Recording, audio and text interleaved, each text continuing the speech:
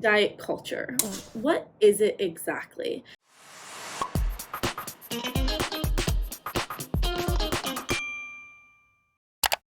I think when I think of diet culture, I used to think of some big, huge entity that had a specific marketing plan desired to ruin my life. And that's how I kind of viewed diet culture. But what I have learned over the years is that diet culture is not one specific company or one specific entity. But diet culture in reality is not some large entity, rather, it is something that is perpetuated by individuals. Today, we are going to be talking about Gigi Hadid,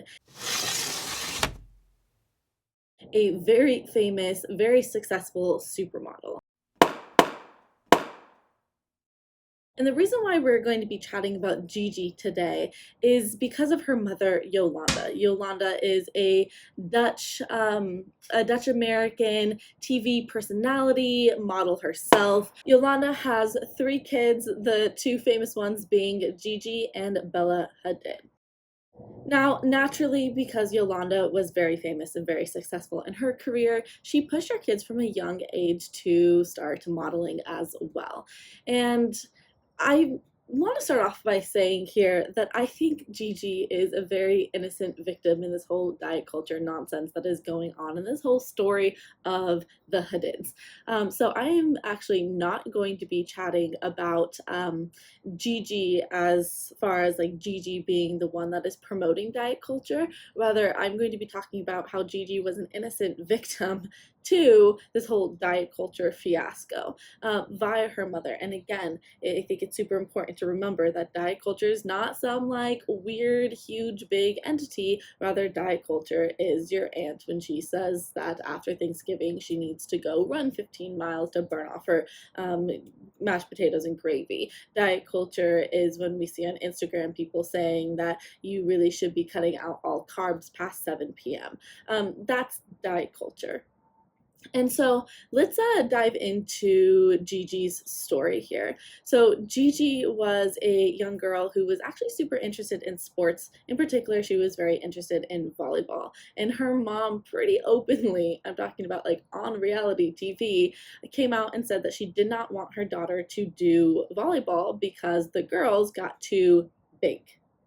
I believe that was the word she used. I'm gonna put the video right here and we can watch it for a second. Volleyball is a very masculine sport. Modeling is a very feminine thing. I know. And that means sometimes we have to give up things that we love to do. You know, you have to make a choice. Modeling is my job.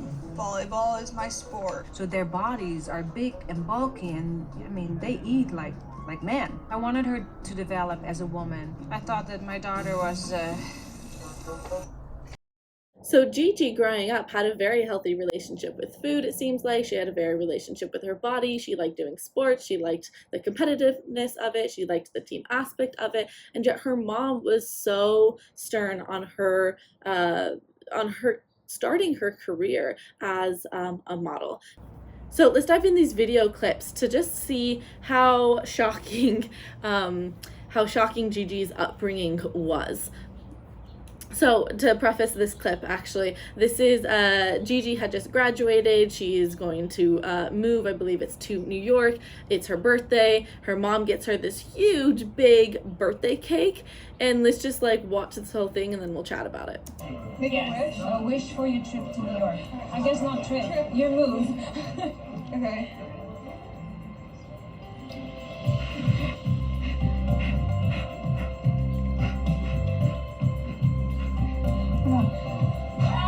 This is the hardest for being on our diet.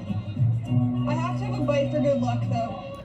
So she's saying like this is really hard because we're on a diet, aka like honey, you're not eating anything. And Gigi quickly responds again. Gigi, especially growing up, had a very healthy relationship with food. It sounds like it was her mom that was being super controlling over it. But Gigi responds, she was like, I have to have a bite though. Like here she is, she's young, she's like what, like 15, 16, somewhere in between, like I would say 16 to 18 years old here.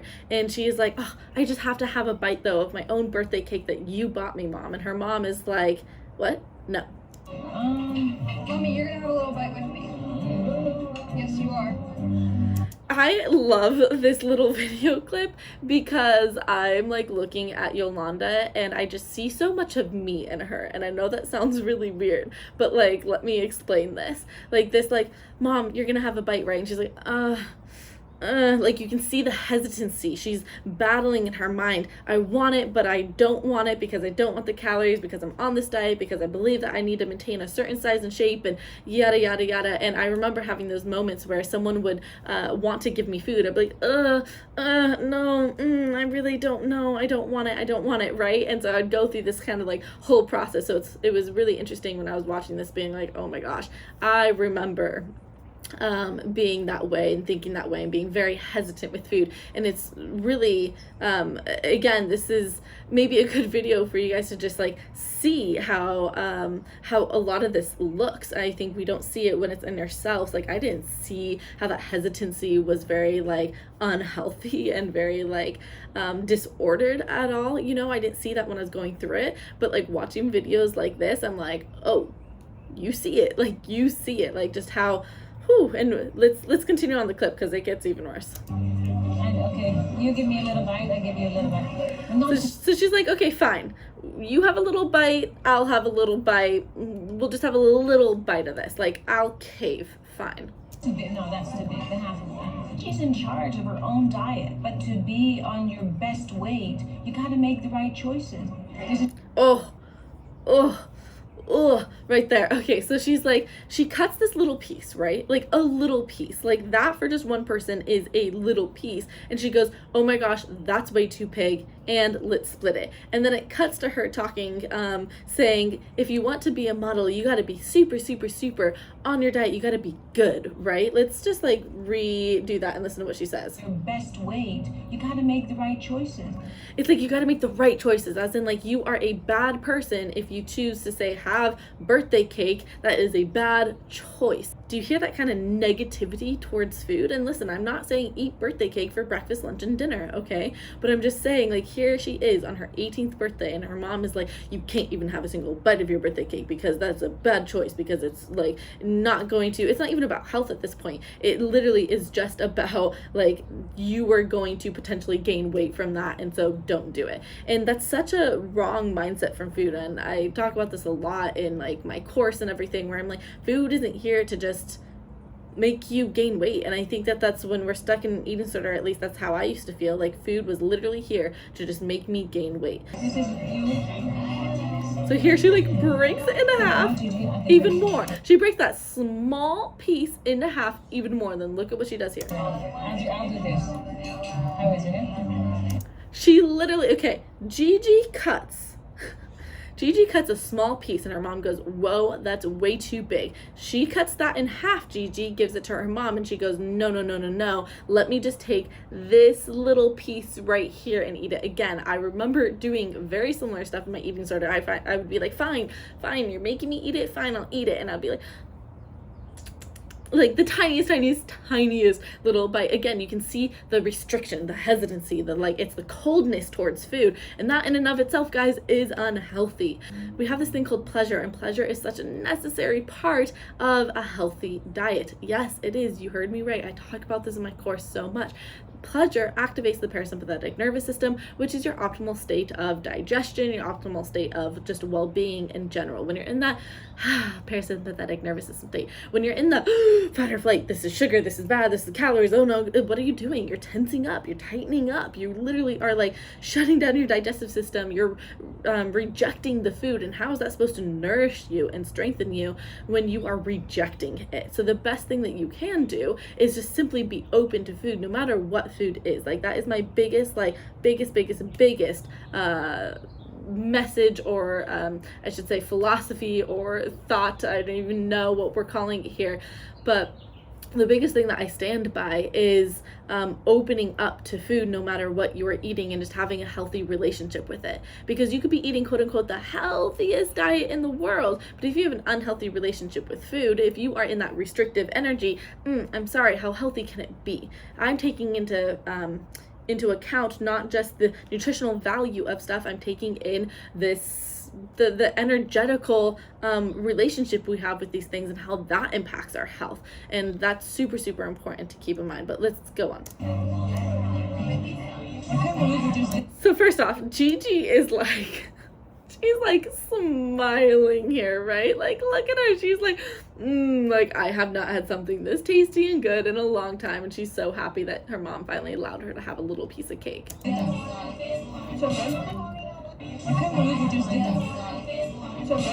And then her mom goes, I can't believe we just did that. Like, oh my gosh, this was like a huge thing, right? Like, we just had a tiny little microscopic bite of cake. That right there was the most, like, you see Yolanda's disordered eating hugely right there, right? And it was like, whoa. And that's the environment that Gigi was put in from a young age. And here's Gigi being like, I want birthday cake, I want to have fun. And if you look online too, you can type in like Gigi Hadid hamburgers. She loves eating hamburgers. Like, she loves it. She's eaten it many times online, like in talk show, not the Ellen Show, but other things like that. I think it was like the Daily Show or whatever. She's eaten hamburgers a lot online. She talks about them. She likes them. I feel like she has a very healthy relationship with food naturally. She was just, over the years, taught by her mom or pressured by her mom to be very strict and rigid with her food. So now let's listen to this. This one was shocking as well. This clip, her mom, it looks like, had just gotten out of surgery, and Gigi calls her and she's kind of in this like panic, and she's like, oh no, like I'm feeling really dizzy, which is a common thing to feel when you are undernourished, when you're underfed, when your blood sugar is totally off because you've been eating unbalanced and inconsistently. You've been doing things like intermittent fasting or going like 5 or 7 hours without food. Like, it is common for people to start feeling dizzy. And so let's just watch this clip and we'll chat about it. I'm okay, I just woke up. How are you? I'm feeling really weak. I had a couple of almonds, chewed them really well. Okay, so she's like, I'm feeling really weak. I had half of an almond. Have you guys seen, I'm gonna see if I can get the clip here, the Devil Wears Prada, where the girl, like the assistant who's working there, she's talking and saying like, oh, I've been on a diet and I'm preparing for like the Paris fashion show, and pretty much I'm just not eating until I feel like I'm going to pass out, and then I'll have a cube of cheese. You look so thin. Do I? Oh, it's for Paris. Well, I'm on this new diet. It's very effective. Well, I don't eat anything. And when I feel like I'm about to faint, I eat a cube of cheese. Again, it was things like that that kind of got my eating disorder kind of like rolling. Anyway, so you hear this and she's like, I just had half of an almond, but I'm still feeling very weak and dizzy. And her mom's like, well, just have a couple of almonds then, but chew them really well. AKA, like, make them last. Like, don't have like more than just a couple, right? We wouldn't want to actually fuel our body so that we aren't dizzy. Like, just pretty much chew super, super slowly to make your body think that you are eating more. And that is like, whew, wow, that's pretty intense. Now we see Gigi as she is today, a very successful model, but when she was getting into modeling, it was kind of a different story. Gigi actually had a little bit of a hard time because there was a lot of pushback for her body size and shape. I know, crazy, right? But this is how crazy the modeling industry can be. People are saying that she didn't have a runway body type, and she even mentioned in a couple, and I'm gonna try and find it again, but she mentioned in a couple articles that she actually she started modeling and going on all these catwalks and stuff. And she noticed that the producers or creators, designers, of the show were putting her in clothes that were covering up her whole body. And she was like, whoa, what's going on here? And she started finding out that, yeah, people didn't think that she had a thin enough or skinny enough body to actually be on the runway. And it's just crazy when we see this like young, healthy woman being told that her body isn't skinny enough. And I think, this could have potentially been very damaging for Gigi. And if it wasn't damaging for Gigi, then I'm just going to go out and say that I feel like for 99.9% of the population, if they were put in this type of situation where they had a mom, which we're going to get into in a second, who was super, super strict with her food and with what she ate, and was really pushing her to look a certain way, to not do sports so that she could have a more feminine body, and then being put on these runways, being told that her body's big enough, like, I'm just gonna go out there and say that I feel like most people would really take a big hit to not your ego, to your self-esteem. It's like a big hit to just who you are, and that could be something that potentially sets you up for eating disorders down the road, for a disordered relationship with food. Again, I'm not saying at all that Gigi has one. I'm saying that being put in that type of situation is a lot of pressure, and it's a lot of it's a lot of toxicity, which could end up in someone really taking that the wrong way and going into a full-on eating disorder because of it. So let's dive into some of these clips so that you guys can see what I'm talking about when I say that Gigi was kind of set up, I feel like, in the perfect environment to develop an unhealthy relationship with her body. Making it abundantly clear that I'm actually in no way, shape, or form saying that I think Gigi has an eating disorder or has body dysmorphia. Not at all. I'm just saying in that type of situation, like, it would be very easy for someone to start feeling bad about their body. And this is something that I've been thinking about a lot lately as my sisters have been having kids, and the question or the topic comes up of like, how do we help them have a very healthy relationship with food and body? Being someone who suffered from an eating disorder myself for years, obviously that's something that when I eventually have my own kids, but even now with my nieces and nephews, because I'm very close to them, I want to make sure that I am doing everything to set them up to have a very healthy relationship with food and body, because I know that the world can have such a huge influence, and the big influence of the world right now is very toxic as far as what a woman's body should look like, how much you should weigh, you shouldn't have any cellulite, you should have six-pack abs, you should be super lean but also big boobs, you should eat salad for lunch, you shouldn't have french fries, you shouldn't eat hamburgers. Like, the world is quite toxic right now, and it is quite unfortunate. So in our homes, we got to make sure that we are really supporting kids in this journey on earth with food and body, and helping them develop a very healthy relationship with it, so that this increased rise of eating disorders does not continue. Because while eating disorders, of course, have multiple they have multiple genesises. You can develop an eating disorder for multiple different reasons. Trauma, you could lose someone in your family and go through a period of grief, get into energy debt, and boom, trigger kind of that eating disorder gene that comes up. Or it could be due to abuse. It could be due to so many things. So I'm not saying that eating disorders are solely made from diet culture. But one thing that I think we can say that we're sure of is that this culture of diet culture and having these unhealthy messages of food, body, and diet thrown at us is not helping at all, and for sure is the creation of a lot of these eating disorders that are popping up. I know for me personally, and I did another video on it, so if you want to watch that, I think I'll try and put the tag up there. I did a video on can you keep up with the Kardashians, like the unrealistic beauty standards set by the Kardashians. And in that video, I shared that one of the things that kind of started perpetuating my eating disorder, or I should just say this thought of my body isn't good enough, was watching shows like the Keeping Up with the Kardashians and also America's Next Top Model. It had a real big influence in making me feel like my body isn't good enough, so I need to start doing something to make my body better, right? And I didn't know how to actually just take care of my body, and all I was seeing was, hey, this is how you can lose a bunch of weight really fast. This is how you can get six-pack abs in 10 days. And often was something very dramatic and something very unhealthy, like, let's do a juice fast for 12 days and that's how you can get six-pack abs, or let's intermittent fast, or let's cut out all carbs and do things like that. And it ended up just throwing my body completely out of balance, and I do have a genetic predisposition for an eating disorder, so bada bing, bada boom, there you go, eating disorders for 11 plus years. So let's listen to this next clip. This is before the birthday party celebration. So this is her birthday. She's saying, hey, I'm excited for the food, and let's see how her mom responds. I'm so excited for the food. Pretty much all the food that we're eating is like a heart attack in a meal. Ugh. It's just so sad to see that it's so heavily correlated with like any food outside of my really strict diet is like a heart disease on a plate, right? Again, that's a really negative narrative to have around food. And I am not saying that nutrition and diet doesn't play a role in heart disease, guys. That's not what I'm saying. I'm saying to have this narrative that anything outside of, again, a vegetable is going to just give you a heart attack is a very intense narrative, okay?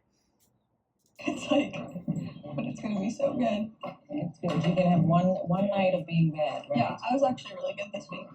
Oh, oh, oh, right? Her mom's face is like, she's like, yeah, it's gonna be really good though. And her mom's like, oh my gosh, don't eat good food. Like, no, right? She's very hesitant, but she kind of, you can see here, she's like, okay, there's no way I'm getting out of like letting my daughter eat tonight. So I'm just going to like make sure that she knows like this is your one night of being bad. Again, like, this is bad. It is a bad thing to eat. You are a bad person for eating this stuff. Like, that is kind of the messaging that's getting through. And then Gigi responds of like, I've been good this week. And you can tell, like, her mom really pressures her to, like, you have to be good. You have to eat a certain way. And she's like, oh, I've been good. Like, allow me this quote-unquote bad thing. Like, I've been good. Yeah. And then you gotta get back on your diet then. Oh, and Gigi's face here. Like, but then you gotta get back on your diet. And she's like, like, you can just see the life sucked out of her. She's like, no. And gosh, guys, she's like, again, she's a young girl here. And to restrict her food, which, like, food is life. Food is nourishment. Food is fun. Food is pleasure. Food is what you do with your friends. You go out and you get pizza. I'm, like, caught in my chair here. There you go. You go out and you have fun. And she's just been restricted of that. And that's, like, super, super sad. Because you know, in Paris and Milan, they like the girls just a tad on the skinny side. I just think that this is shocking that this was all filmed. Like, oh my gosh, like, you have to be good and get back on your diet tomorrow because you're going to Paris and they like the girls on the skinny side. First off, can we just take a look at Parisian models? Like, they like them a little bit on the skinny side? No. For years and years and years, Parisian whole runway scene has been super, super unhealthy and very toxic and promoting this very unhealthy body type to the world. And I just think it is shocking being like, well, you got to get back on your diet of pretty much starvation so that you can be skinny like they like it. And that's just like... Oh my gosh, again, guys, it's like, it's a lot of pressure and it's really unhealthy for a young girl who's in her developmental years to be dieting that much and to be keeping her body at this suppressed body weight and to be trying to get to this very, very, very thin ideal. Women can't have a menstrual cycle at that low of a body fat. I work with girls, if you don't know who I am, I work with girls who have eating disorders and girls who have lost their period from dieting and being an energy diet and restrictively eating. And so I can tell you that, like, yeah, one of the biggest factors in people getting amenorrhea is low body fat percentage. The biggest factor in people not getting their period back when they go through recovery is they gain weight, but they don't gain body fat. You need to have a certain amount of body fat in order to get your period back.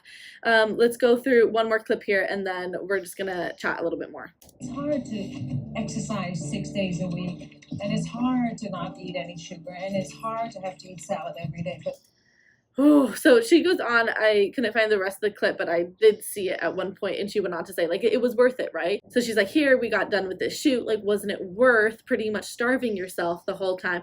And you could see, like, in the clip that, like, that continued on, Gigi was like, yeah. But you could tell, like, the way her mom's saying it, like, you fought this. You were fighting this diet. You were fighting the strict rules with how much you can eat and when you can eat, but isn't it worth it now? And you know what, I think that, and you know what, I'm just remembering that little, what is it, meme or just saying that I used to see all the time, which actually really did perpetuate my eating disorders a lot, but it was like, nothing tastes as good as skinny feels. And I'm just like, that is the most like BS thing I've ever heard, because I've been skinny. I've been at the 10% body fat, and trust me, it feels disgusting. It feels awful. It, like, literally having no hormones, being cold all the time, having your hair fall out, having zero sex drive, like, what feels good about that? So I really, really, really, really, really hate that saying because it's like so cringy. And again, it's this idea that like if you just become a certain body size and shape, if you just become skinny and super thin, like it's gonna be worth it. You're gonna feel great. You're gonna feel successful. It's gonna be worth the admiration. It's gonna be worth all that. And just in my experience, it was not worth it at all. At all.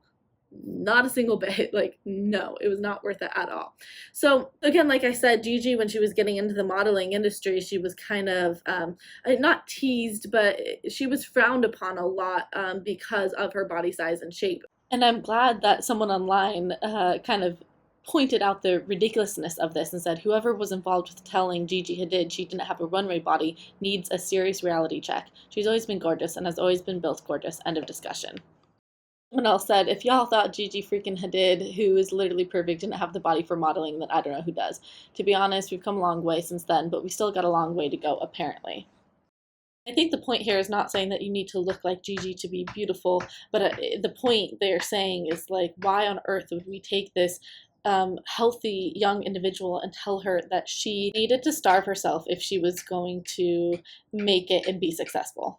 And it's really sad. Over the years you see that Gigi did go through a moment of getting down to a very, very, very small weight. And what is crazy about this is I was finding so many articles online of people bashing Gigi when she got to this low weight. So they bashed her when she was at her just like normal, just like, I'm a 16-year-old girl, this is my body size and shape. She got bashed for having that weight then because she was too big, right? And then she lost all this weight, probably due to her mom's crazy diet. She lost all of this weight, and all of a sudden she got bashed for being too skinny. It's like, gosh, give a girl a break. The poor girl is like, I'm just trying to live, and she is constantly criticized for everything. And even though she came out saying that the reason for her body changes and all of a sudden weight loss was because of Hashimoto's disease, and still people really railed on her for it. Again, I think Gigi does have, if from my perception of things, again, this is all speculation, but from my perspective of things, I think Gigi naturally does have a very healthy relationship with food, but it has just been, she's been so controlled by her mom her whole life that she hasn't been able to actually eat how she wants to eat. I found a quote of Gigi saying this: it was a body that I loved. She's referring to like her just natural body size and shape that she had as a kid. It was a body that I loved. I knew how hard I worked to have those muscles, to be curved in those places. I kind of miss it now. At the time, people were hard on me and tried to say that I didn't have a runway body. And so here's her. She's now older. She's learned a lot, and it does look like over the past couple years as she's become a mother, she stepped away from like this pressure of my body has to look a certain way and I have to be like a size 000, right? She's stepped away from that, and she's like, hey, as I reflect, I really am seeing in my life that like I loved that, just that healthy body that I had before, and I loved that I had muscles, even though her mom when she was younger was like, you can't even do sports because I don't want you to have a muscular body. And she's like, wait, I really like the fact that like I was into sports, I built those muscles, and I miss it. And at the time people were hard on me and tried to say that I didn't have a runway body, and you can see how that impacted her to then go, I need to lose all this weight and I need to have that perfect body. And as she evolves and as she grows older and again has the kid and everything, she realizes like, whoa, like my body was perfect before. When I say perfect here, guys, I'm alluding to perfect as in her body was fine. Everybody's fine. She didn't need to manipulate it to be something else. So when I'm saying perfect, I'm saying perfectly just how she was. Flaws and all, muscular body and all, just how she was. Like that was what was perfect for her because that's where she was healthy. So that's what I mean by the word, quote unquote, perfect. Perfect not as in like it's the perfect, like perfect as in like I'm just perfect as I am, like I don't need to change, like I'm perfect, you're perfect, we're all just perfect as we are. We don't need to manipulate ourselves into being something different. And so this quote too, she says, I think as I get older, well, one day I'll start a family and I don't know if I will always be modeling. I love the creative side of fashion. It's so fulfilling. The people I work with make me so happy. I'm so lucky to be around them, but who knows, maybe I'll take up a full-time cooking. And so you could see here that Gigi started being like, hey, like this pressure of being a certain size and shape, not my thing. I love fashion. I love this whole whole thing, but like this is kind of crazy, and I know that I'm gonna want to start a family one day, and hey, maybe I'll start like cooking a bunch, right? And so over the years we see Gigi kind of just get back to her just healthy self, and you can really tell that, you know, as she's become a mom, she's grown older, she's seen the toxicity of like what she's gone through, she's more standing up for this body positivity now of like, hey, I don't need to be something that I am not, and I can just fully own my body. In an interview for Harper's Bazaar, she was saying that, yeah, there's a lot of internet haters on her body and said, and she was quoted saying, most of it is just nonsense, but it can still hurt. Nowadays, people are quick to say, I used to love Gigi's body, and now she just gave in. But later on in the article, Gigi responded and said, it's my experience that your body will grow and change, and there's always beauty in it, no matter what. And I really commend Gigi for being so strong. Given the circumstances that she was given, it's really amazing and cool to see her now, I think, really do promote a healthier message for sure than what her mother was promoting. And so that's it for this video. I really just wanted to share how diet culture can be your mom, diet culture can be your grandma, diet culture can be your best friend, diet culture can be so many things, and it can be very pervasive, and it can be very, very restrictive and life-sucking and just really, really harsh. And so hopefully with you having this just thrown at you and seen so clearly, you can go like, whoa, okay, what am I doing to myself? Diet culture can be you, by the way. Like, it can be you, the thoughts that you have developed over the years about how you need to look, and how much you need to weigh, and how much you need to eat, and don't go over 1,000 calories a day, and all that. Like, that could be all stuff that, of course, you adopted from this diet culture society that we're in, but that you turned into your own narrative, and you could be the one kind of perpetuating it for yourself.